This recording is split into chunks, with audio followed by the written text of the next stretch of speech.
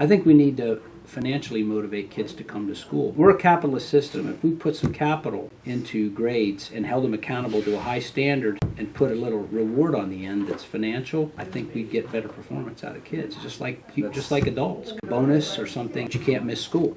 I chose this topic because there are a lot of issues when it comes to school attendance. I come into class every day, and it sometimes kind of bothers me that not everybody enrolled in the class is present.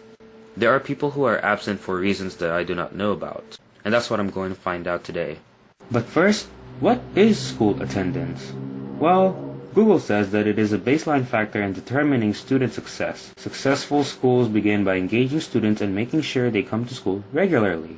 I think it's pretty self-explained. It's a good definition.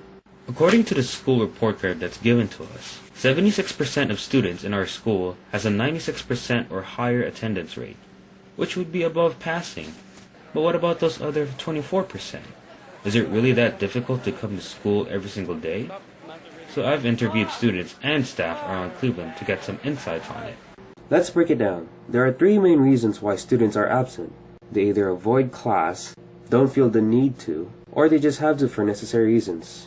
Let's begin with avoiding class. Students avoid their classes to... Sometimes I just don't really like some of my classes, so I just kind of avoid them and don't go. It's because either they lack interest in the subject, or I think if they don't like their teacher, that gives them reason not to attend. And it's not the importance of getting my diploma, and no matter who the teacher is of the subject I'm taking, they still use that as a basis for not attending class. Mostly because I don't like the teachers and I don't like doing the work, so I just don't go. So in most cases, classes are avoided either because the students avoid the teacher or just don't care anymore about their education. They have lost their interest in doing the work or learning more of the subject. They avoid class simply by ditching them.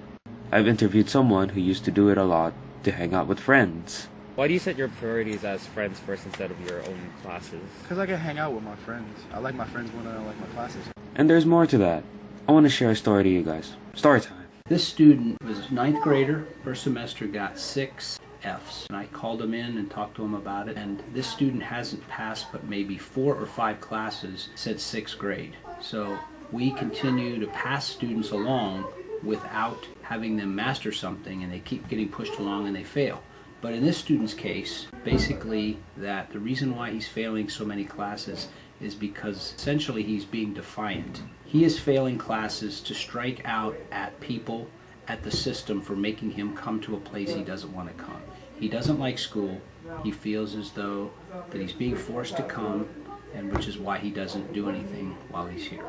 Adults need to pay more attention to our students, especially at a young age. It is their job to make sure every kid still has an outstanding performance rather than being left alone. Parents are working and the children don't get woken up. They're not self-disciplined. They have an alarm. They roll over. They punch the alarm, go back to sleep. They're late. Then they don't come to class. So parents are too busy. 2 parents working to make sure that the kids are up and out and going to school.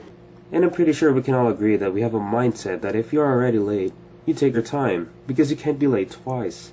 Let's move on. Don't feel the need to.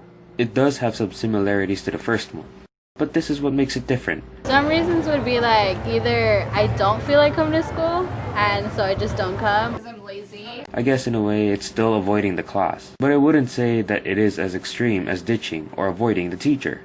They still maintain the goal of succeeding in school, but it is as if though it's not necessary to show up anymore. I don't feel like we need to be here like the whole time to learn. I mean, as long as I have the assignments, like I know what to do, it's pretty straightforward.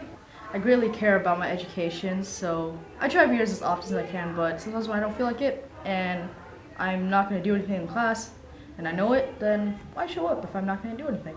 Putting aside group projects, they seem to make a good point. This could either mean that they are not challenged or just the fact that the productivity in the class is lower than it should be. They know they can pass the class easily without showing up. It becomes unfair to everyone else who shows up every day, which is what's supposed to happen anyway. What can Better motivate food. you? Better food. Better Right? food. Better food. Make it rewarding. Now, what would motivate you to attend your all your classes A more reward? often? Pretty reasonable. It makes sense to have some sort of motivation to show up every day and get something back. Cleveland started giving out prizes for students who has attended every single class every single day. A lot of people don't really see the purpose of school because they don't really think long term. So in a short term wise, it's nice to have something be given to you or rewarded to you for, working hard. Financial. I guess this can qualify to go under making it rewarding, but let's go deeper into that. I think we need to financially motivate kids to come to school. Yeah, remember that from the intro? Let's get into it. The way that's true, because that's what Denmark does with their students. They Yeah. pay their students to go to school. Heck yeah. Denmark pays their college students to go to college. Sweden, on the other hand, pays high school students to go to school. Absolutely. And we have enough money in our system to be able to do that. Apparently we do. I don't know, to be honest. We spend more money in any country in education. We're just not getting the results. Money talks, baby. And you guys, That's true. for you guys that don't have a job, which is so hard to get jobs, wouldn't it be nice to, we'd say this is your job. Why don't we give you a little reward for it that you can go spend? And Like if they gave you $20 every time you went to class. I'd be on time to every fucking class. See? It could work. And I'm pretty sure most of you guys can agree with that. money talks, baby. Moving on. Time schedule. Well, I appreciate my sleep. Who doesn't? And we need more of it. This is the most challenging topic I'll cover in this video. There are two sides to this argument. Both have strong comebacks to it. I'll just give them to you and you can have your own opinion to it. Very difficult to get up. Curriculum is designed to help prepare you to be out in the world. That's why it's graduation. As far as attendance goes, the system is not designed for teenage biological clocks. If I've been going to school all my life since I was your age or younger, since kindergarten, and then I've been an educator for 23 years, so I have to get up. It's just, that's how it is.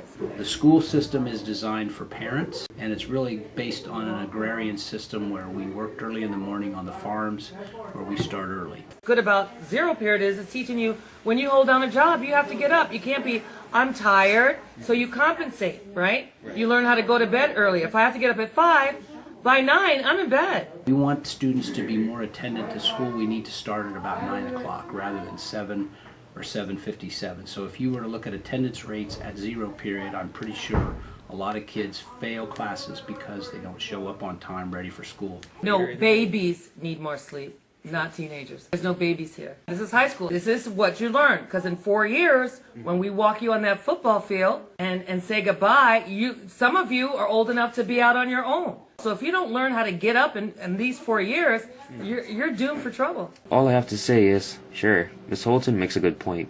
We are being trained into waking up early anyways because most jobs today start early.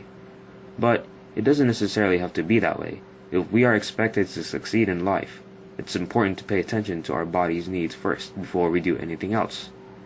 It is an actual fact that most teens are not wired to sleep early. Stolen Science video time. That said, teens are far less ruled than their hormones than you might think. Sleep is vital to everyone, but it's especially important for kids and teens because it's during sleep that your pituitary gland releases an essential growth hormone necessary for development, melatonin, which helps you wind down when it gets dark. But this biology of sleep timing changes as we age, and as puberty begins, teens' sleep clocks get pushed back. Most adults start oozing melatonin around 10 p.m.-ish, but one study showed that teenagers don't start producing melatonin until closer to 1 a.m., and could partly explain why so many teens stay up late, energized by the night, but have a really hard time rolling out of bed with the alarm. I would say starting early is beneficial for you if you have after-school activities. Or, if you have no other obligations and you just want to binge watch on Netflix, then starting late may be beneficial for you. It's completely up to you.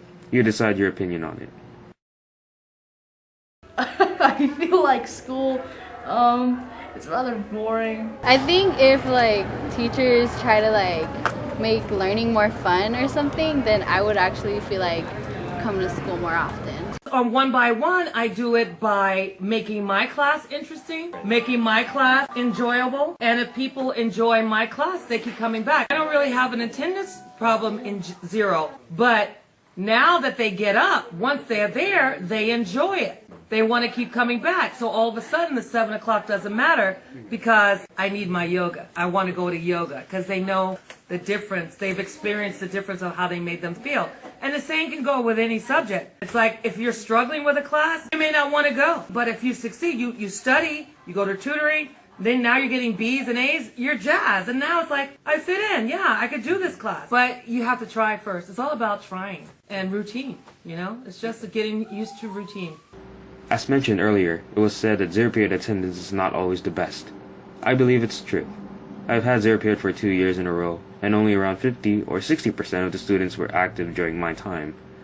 But according to Ms. Holton, who was my 0 period teacher, it is possible to increase that number by making the class more interesting. That's the main solution that can fix the problem. Even if waking up early in the morning sounds tiring as it is, an interesting class would motivate students to come to them, even if it's later during the day.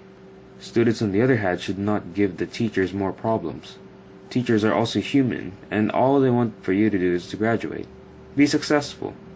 That's more than you can ask for. Last but not least, let's not forget the fact that students need to be absent either because of family or medical issues. Some reasons would be like either I don't feel like coming to school and so I just don't come, or I'm actually sick. Because sometimes I'm on my girl days and I don't want to get out. It's literally what it is. It's kind of sad. And there's really nothing we can do with that.